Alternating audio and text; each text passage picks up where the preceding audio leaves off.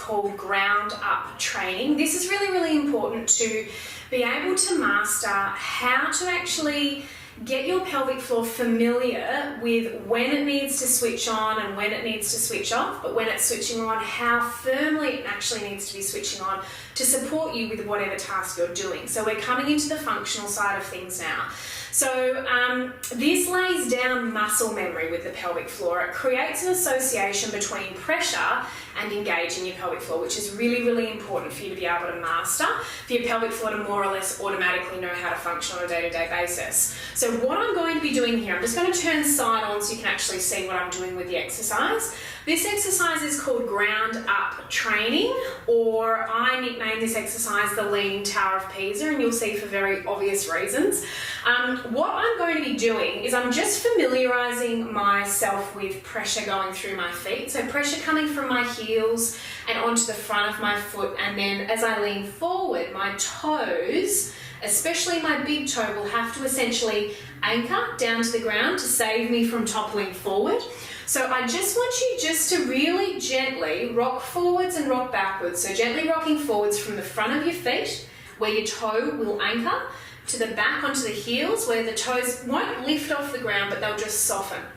Now the thing is, with this exercise, the reason why it's so important to really get that awareness of the toe anchoring is that with any forward bending tasks, standing up from a chair, standing up from the toilet, bending over to pick anything up, which a lot of the time are periods of time where people experience issues with prolapse, issues with incontinence, issues with back pain, any issue essentially within this core cylinder, bending over, leaning forward tasks can be quite problematic for a lot of people. So if my pelvic floor and core function knows what to do in that moment, in that when I am bending forward, there will be more pressure going through the front of my foot. There will be more pressure anchoring through, or more pressure through my toe anchoring into the ground.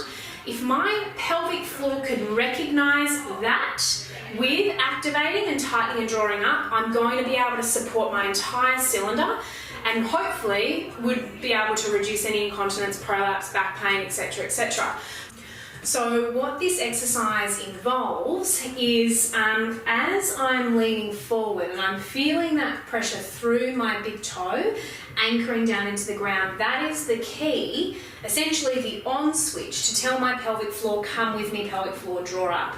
And then as I rock back onto the heel, my big toe's going to soften. That's the off switch for my pelvic floor. Now know that this won't, in most cases, automatically happen straight away. So it is a conscious drawing up and in with my pelvic floor. And as I said earlier, you're wanting to create a muscle memory. You're wanting to create an association between the big toe anchoring and my pelvic floor drawing up. So what it's going to look like, you would always breathe in first with this exercise. Then as you breathe out, you're going to rock forward, the toe will anchor, and I'm drawing up my pelvic floor.